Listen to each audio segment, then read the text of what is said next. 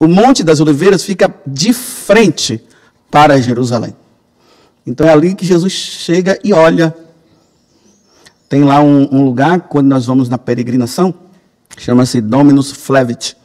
O Senhor chorou. Tem uma capela lá que representa isso, né? A gente olha para frente e vê lá a cidade. Hoje, a cidade antiga de Jerusalém. Porque tem a nova, né? Mais moderna. Mas essa é a cidade antiga, que é do tempo de Jesus. Então, quando Jesus olha para Jerusalém, ele começa a chorar. E aí ele diz: dias virão em que os inimigos farão trincheira contra ti e te cercarão de todos os lados. Ah, Jerusalém, se tu também se compreendesses hoje o que te pode trazer a paz. Jesus vem para trazer a paz e a salvação, e a decepção agora, né? Ele chega em Jerusalém, não vai ser acolhido. As autoridades religiosas já estavam tramando tudo para matá-lo.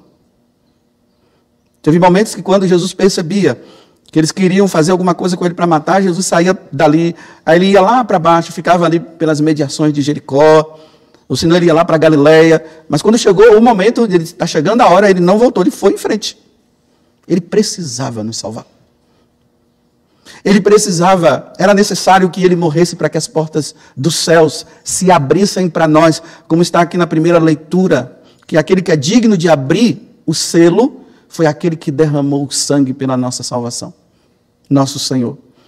Aquela multidão que João viu diante do trono de Deus, muitos foram salvos, compreenderam.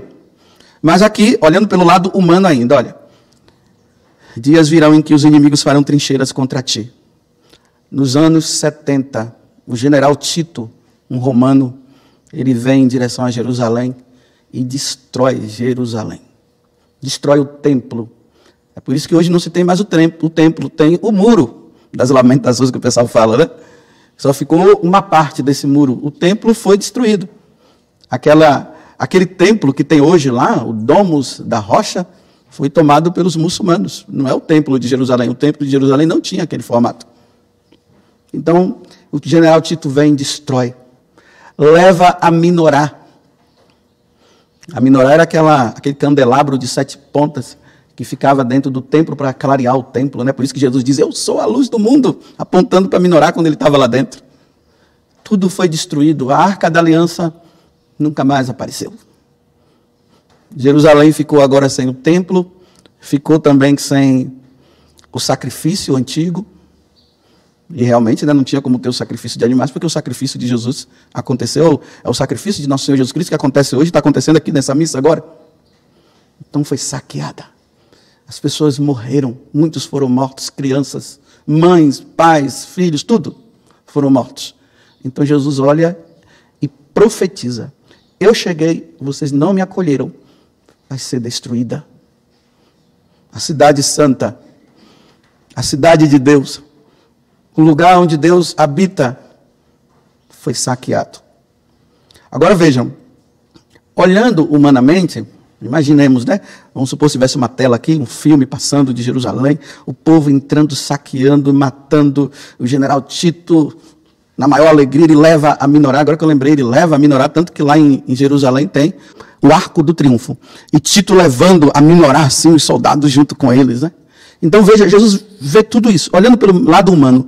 Se nós estivéssemos assistindo, nós ficaríamos aqui chorando. Nossa, mas que coisa terrível, como é que mata tantas pessoas? Tantas pessoas mortas, que fatalidade. Olha aqueles soldados impiedosos, eles chegam lá e passam a espada e matam. Só que aqui, meus irmãos, existe um outro choro de Jesus, que muitas vezes nós não falamos, nós só falamos desse choro, da cidade que foi destruída, das pessoas que morreram. Existe o choro daqueles que tiveram a oportunidade de receber o Filho de Deus e não quiseram receber. Morreram assim e não se salvaram. Esse foi o choro maior de Jesus. A questão não era simplesmente, eu não estou dizendo aqui também que Jesus era frio quanto a isso, mas a questão aqui não foi simplesmente aquela morte, foi a outra morte. A morte eterna que não é morte eterna. É aquela morte porque não conviver com Deus na eternidade é uma morte, meus irmãos. É como uma morte. Sofrer por toda a eternidade é como uma morte. E o pior de tudo é que não morre. É um sofrimento que não passa. Você já viu quando as pessoas estão lá nos hospitais cuidando dos seus parentes, que já estão assim naquele auge que a gente vê tanto sofrimento, né? Aí as pessoas chegam um momento que não quer mais ver tanto sofrimento e diz assim, Senhor, leva. E tem muita gente que às vezes vem até pedir perdão a Deus porque achou que pecou e não é bem um pecado ali, né? É que a pessoa não quer ver o outro sofrer. Então, Senhor, olha, se ele não vai ser curado, então leva, porque eu não aguento ver tanto sofrimento. Imagine, meus irmãos, esse passa, o outro não passará. É um mistério. Podem usar de toda a lógica, de todo o pensamento, como que nada, como é que Deus é amor, vai permitir isso, Deus é misericórdia, como é que Deus vai permitir que os filhos dele possam ir para um lugar que eles vão sofrer eternamente e tal, tal. Realmente, meus irmãos, isso foi criado para o demônio. O inferno foi criado para o demônio, para o diabo e os seus demônios, porque eles não se arrependem. Porque se eles chegassem a se arrepender, eles poderiam até sair de lá. Mas eles não se arrependem, por isso que nunca mais eles vão sair de lá. Não há arrependimento do diabo. Ele fez com plena consciência quando eles abandonaram Deus e não quiseram saber de Deus. Eles fizeram com consciência, não tem retorno para eles. Para nós, quando nós erramos, quando nós pecamos, enquanto nós estivermos neste mundo, meus irmãos, ainda há chance de recuperarmos o perdido. Só que depois da nossa morte, não há mais arrependimento também. Quando a alma morre em pecado mortal, quando nós morremos em pecado mortal, depois da morte não há mais arrependimento. É esse tipo de morte, é este sofrimento que Jesus chorou. Jesus já chorou pensando em tudo que iria acontecer na humanidade toda, até os tempos de hoje, até o dia que ele voltar. As almas que tiveram chance de se arrependerem nesta vida, porque depois não tem arrependimento, e não se arrependeram, dominadas pelo orgulho, pela soberba, de quererem ser igual a Deus. Os homens chegaram a esse ponto, eles tiraram Deus do trono, embora nunca vão conseguir, na cabeça deles eles acham, né? Tiraram Deus do trono e sentaram no trono. E disseram para Deus, sai daqui porque nós não queremos. Lembra-se da parábola que eles disseram também? Nós não queremos que o Senhor reine aqui. Lembrem-se também que quando Jesus ele estava carregando a cruz, aí apareceram algumas mulheres piedosas que estavam chorando, né? As mulheres piedosas chorando, vendo o sofrimento de Jesus. E Jesus olha para elas e diz assim, não chorem por mim, chorai por vós e por vossos filhos. Em outras palavras, Jesus está dizendo, chorem pelos vossos filhos e por vocês, por aqueles que não se converterão, que a minha morte não vai surtir efeito na vida deles, porque eles não quererão que isso aconteça, e eles não se salvarão. Chorem por vossos filhos. Lembrem-se do que eu falei ontem, né? Os pais católicos que estão com seus filhos aí, e no Instagram, mostrando o que eles são. Ontem a Selma até dizia para mim, mas padre, tem filhos que são espertos. Eles fazem lá, colocam de forma que os pais nem vejam. Quem vê são os amigos dele, mas os pais não veem. Aí eu disse, mas é só os pais virem pelo lado dos amigos que vai chegar lá.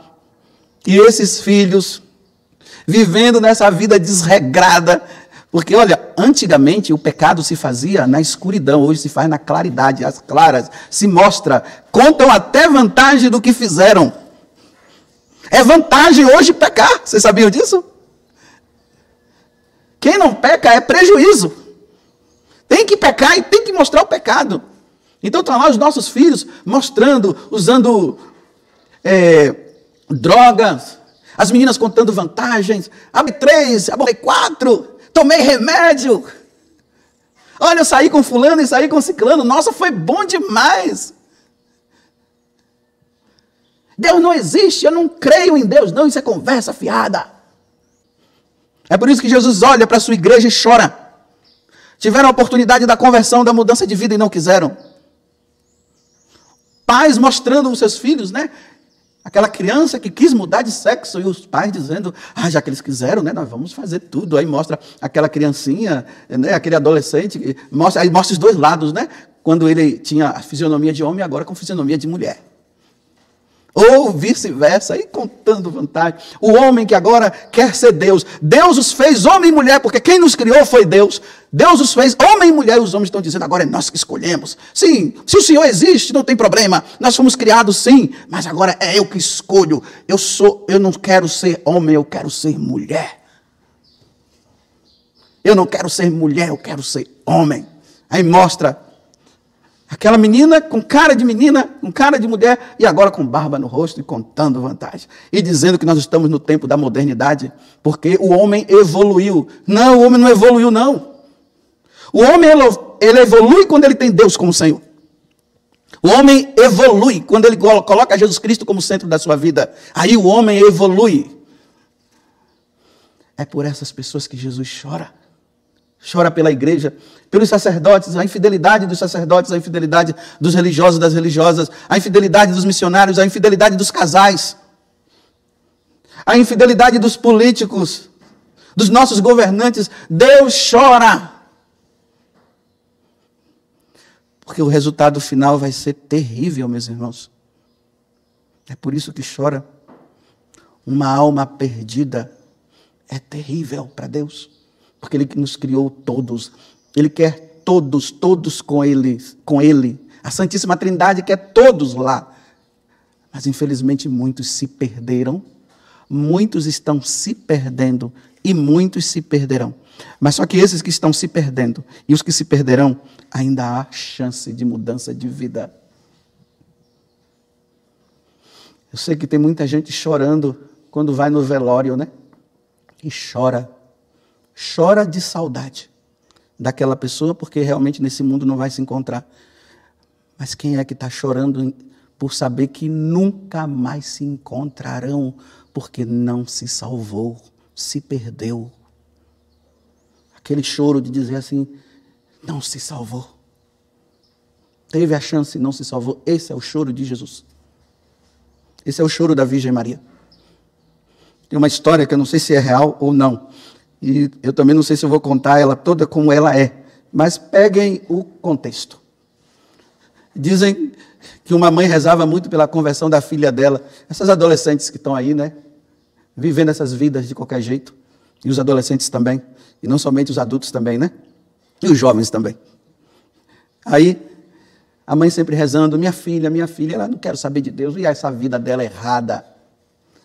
E toda noite saía com os amigos, de carro, né? Não sai para rezar não, não sai para uma convivência sadia não, sai para pecar. É para pecar que sai. E a mãe, minha filha, não vai, eu vou sim. Os colegas dela pararam o carro, buzinaram, já estou indo. Aí a mãe disse, minha filha, vai com Deus. Já que não tinha jeito, né? Você vai com Deus, pelo menos indo com Deus, poderá acontecer alguma coisa. Aí ela, lá de dentro do carro já, deu uma risada para a mãe e disse assim para a mãe, eu não sei se... manda ele vir no porta-mala, porque o carro já está cheio. E deu risada e foram embora. Passado um tempo, a mãe recebe a notícia. O carro bateu, houve uma colisão, todos os que estavam dentro morreram. O porta-mala tinha uma caixa de ovos, não aconteceu nada. Blasfemou contra Deus, morreu blasfemando. E vocês vão dizer agora que essa menina está no céu, meus irmãos? Vamos encarar a realidade. Deu tempo para essa menina se arrepender.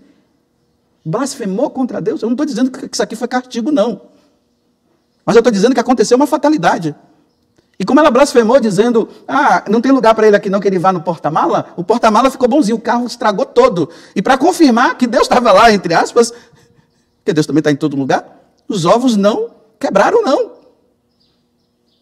E agora vamos imaginar essa mãe lá, se é que sobrou os restos da filha, diante do caixão chorando. A mãe não estava chorando simplesmente a perda dela, não. Ela chorou a perda mesmo. Minha filha não se salvou. Louvado seja nosso Senhor Jesus Cristo.